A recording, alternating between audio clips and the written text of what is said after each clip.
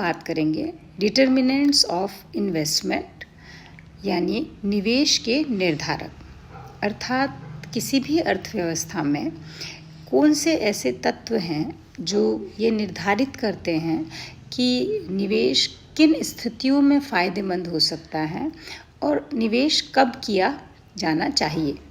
सामान्य तौर पर जब भी हम बात करते हैं निवेश की किसी भी चीज़ में, तो हमारे मस्तिष्क में यही चीज़ आती है कि वहाँ निवेश करना सबसे ज़्यादा अच्छा है जहाँ रिटर्न्स अच्छे हों, जहाँ हमें उस पूंजी के बदले में जो कुछ भी प्राप्त हो रहा है, वो जो किसी भी रूप में प्राप्त हो रहा है, वो अच्छे अमाउंट में अगर रिटर्न्स हैं तो ऐसी स्थिति में निवेश करना पसंद किया जाता है। किन्स के अनुसार निवेश दो चीज़ों पर निर्भर करता है। सबसे पहला है ब्याज की दर, जिसे हम आर से दर्शाते हैं, और दूसरा है पूंजी की सीमांत उत्पादकता, कुशलता, MEC, marginal efficiency of capital, यानी पूंजी की सीमांत कुशलता। यहाँ पर स्पष्ट है कि आर को आप सब समझते हैं। आर का मतलब है ब्याज की दर, अर्थात जब भी कोई पूंजी या पैसा या मुद्रा बैंक में जमा कराई जाती हैं या फिर उधार दी जाती हैं, तो उस मुद्रा के बदले में क्या प्राप्त होता है? ब्याज प्राप्त होता है। तो यदि ब्याज की दर ज़्यादा है, अधिक हैं, तो ऐसे में लोग वहाँ पर पैसे को रखना, मुद्रा को रखना पसंद करते हैं, क्योंकि उसका रिटर्न बहुत अच्छा है। दूसरी चीज़ जो समझनी चाहिए वो है MEC, marginal efficiency of capital. Marginal efficiency of capital का मतलब होता है पूंजी की सीमांत उत्पादकता। बेसिकली पूंजी की सीमांत उत्पादकता जो होती है वो बट्टे की दर है, यानी एक रेट है जो किसी पूंजी परिसंपत्ति के संपूर्ण जीवन काल की वार्षिक प्रत्याशित आय के वर्तमान मूल्यों को उस मशीन की पूर्ति कीमत के बराबर कर देती है। इसका क्या आशय हुआ? हम दो चीज़ों को आपको स्पष्ट करना ज़रूरी है कि हम यहाँ दो बात कर रहे हैं। एक तो ब्याज की दर की बात कर रहे हैं और एक MEC की बात कर रहे हैं। ब्याज के दर के बारे में सामान्य तौर पर ये माना जाता है कि ब्याज की दर का निर्धारण, चूँकि ज़्यादातर उसमें बहुत उतार चढ़ाव नहीं आते, लगभग वो क्या रहती है, स्थिर होती हैं। लेकिन और ऐसी स्थिति में चूँकि ज़्यादा उतार चढ़ाव नहीं आते, तो पहले से पता होता है कि ब्याज की दर ये है। लेकिन जब हम MEC की बात करते हैं तो यहाँ पर MEC बहुत ही जिसे कहते हैं अस्थिर होते हैं। MEC का हम पहले पता नहीं लगा सकते कि MEC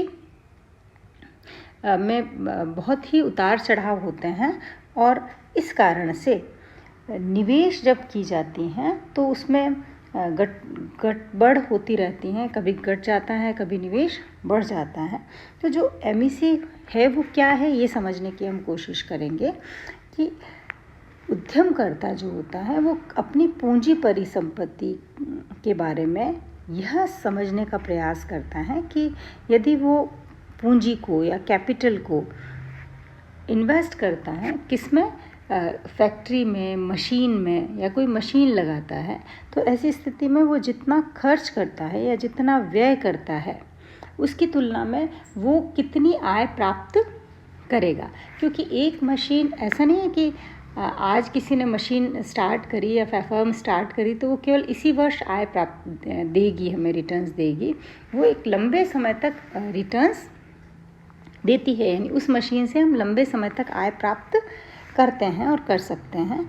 तो ऐसी स्थिति में पूंजी की सीमांत कुशलता का मतलब है कि एक जो पूंजी परिसंपत्ति है वो अपने पूरे जीवन अवधि में जितनी भी उससे संभावित आय होती है, हम उसे समझने का या उसे जानने का या उसका अनुमान लगाने का प्रयास करते हैं, ताकि हम ये समझ पाएँ कि उस पूंजी परिसंपत्ति में निवेश करना कितना फ़ायदेमंद या कितना लाभकारी हो सकता है।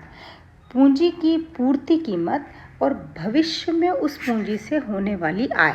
ये दोनों चीज़ें बहुत महत्वपूर्ण हैं। पूंजी की पूर्ति कीमत से आशय है कि हमने आज उस मशीन या उस फर्म में कितना पैसा इन्वेस्ट किया है और उस इन्वेस्टमेंट के करने के कारण हमें भविष्य में उस इन्वेस्टमेंट से हर वर्ष कितनी आय प्राप्त होने वाली है, इसका अनुमान लगाना। तो भविष्य में कितनी आय प्राप्त हो सकती है उसका तो केवल अनुमान लगाया जा सकता है, और इसकी प्रत्याशा कि हमें इतनी आय प्राप्त हो ही जाएगी, उस प्रत्याशा के आधार पर यह तय होता है कि उस पूंजी परिसंपत्ति में निवेश करना कितना लाभप्रद हो सकता है। अब इस सब को हम एक उदाहरण के द्वारा समझ सकते हैं। जैसे एक एग्जाम्पल हम लोग लेते हैं। यहाँ पर आप देख सकते हैं एक सूत्र मैंने लिखा है, जहाँ C जो है, C का क्या मतलब है? पूंजी परिसंपत्ति की पूर्ति कीमत, यानी जो पूंजी जिसकी हम बात कर रहे हैं उसकी कीमत वर्तमान में कितनी है। ये हमें ज्ञात होता है हमेशा जब भी इन्वेस्टमेंट किया जाता है तो मशीनरी या फैक्ट्री में कितना व्यय किया है उसको इस्टेब्लिश करने में, कोई भी उत्पादन काम शुरू करने में, तो वो क्या कहलाता है? C।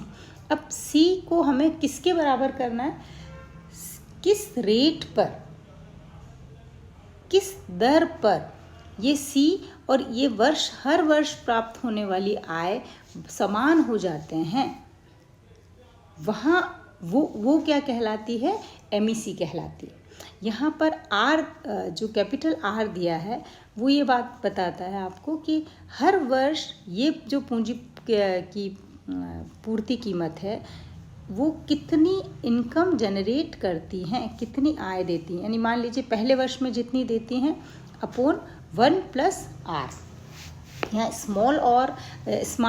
जो स्मॉल लेटर में R लिखा हुआ है वो बट्टे की वह दर हैं जो हर वर्ष आय प्राप्त होती है, और ये आय पूर्ति कीमत के बराबर कर देती हैं आय को।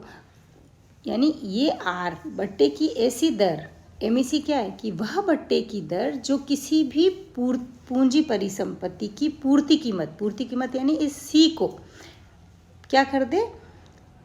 बराबर कर दे। यानी ये पूरा और प्लस ये C इक्वल किस बट्टे की दर पर होंगे, किस इस स्मॉल r पर होंगे, उसे हम क्या कहते हैं? MEC कहते हैं। तो जिस बट्टे की दर पर ये C = R/1 + R + R2/1 + R² plus ये आगे इस तरीके से चलेगा, क्योंकि हर मशीनरी की उम्र क्या होती है? अलग अलग। कोई मशीन 10 साल तक भी प्रोडक्शन दे सकती हैं, उत्पादन दे सकती हैं, कोई मशीन 2 साल तक दे सकती हैं, 4 साल तक दे सकती है। तो पहला ये जो R है, R का मतलब होता है फर्स्ट ईयर में, R2 का मतलब होता है सेकंड ईयर में। सेकंड ईयर में उस मशीन जो भी लगाया गया है उससे कितनी आय प्राप्त होने की संभावना है, यानी संभावित आय कितनी है।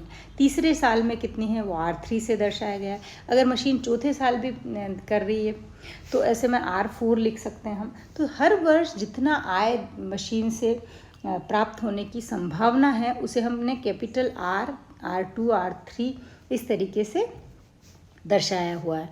और नीचे ठीक वैसे ही फर्स्ट ईयर में 1 + R है, सेकंड ईयर में 1 + R², थर्ड ईयर में 1 + R³ और ऐसे ही आगे जितने साल एक मशीन प्रोडक्शन दे रही है, इनकम दे रही है एक तरीके से, उसे हम ऐड करते रहेंगे। अब यहाँ पर आप लोग देख रहे हैं कि ये जो स्मॉल r है वो क्या बता रहा है? बट्टे की वो दर जो हर साल होने वाली आय को उसकी पूर्ति कीमत यानी इस C के क्या कर देती है? बराबर। यानी ये R क्या होना चाहिए? हमको R ज्ञात करना है। तो हम इसको एक एग्जाम्पल से समझ सकते हैं इस तरीके से। मान लीजिए हमने एक एग्जाम्पल लिया है कि R जो है या C जो है वो 3000 है। C कितना है? 3000 है। 3000 मतलब 3000 की कोई पूंजी परिसंपत्ति की पूर्ति कीमत है। कोई पूंजी परिसंपत्ति या मशीनरी जो लगाई गई है उसकी कीमत कितनी है? 3,000 रुपये, और पहले वर्ष उससे आय कितनी होती है 1,100 रुपये। ये R1 है, R1 कितना है, जो R है वो कितना है 1,100 रुपये, और दूसरे वर्ष कितनी आय हो रही है 2,420 रुपये। और तो हमें क्या ज्ञात करना है, हमें R पता लगाना है, यानी वो R वो दर होगी जो इधर वाले इस हिस्से को 3,000 कर दे, यानी इस हिस्से के बराबर कर दे।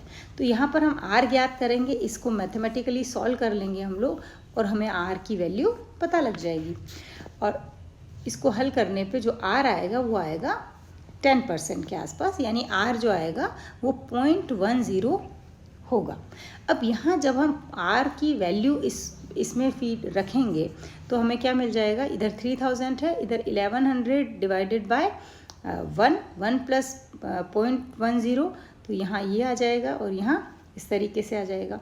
और इसको जब सॉल्व करेंगे तो इधर भी क्या होगा 3,000 और इधर भी 3,000, यानी अगर R बट्टे की दर 10% है तो ऐसी स्थिति में इस 10% बट्टे की दर पर इस पूंजी परिसंपत्ति की भविष्य में होने वाली आय प्लस वर्तमान जो इसकी पूर्ति कीमत है वो दोनों क्या हो जाते हैं, बराबर हो जाते हैं, और इसी को हम MEC कहते हैं।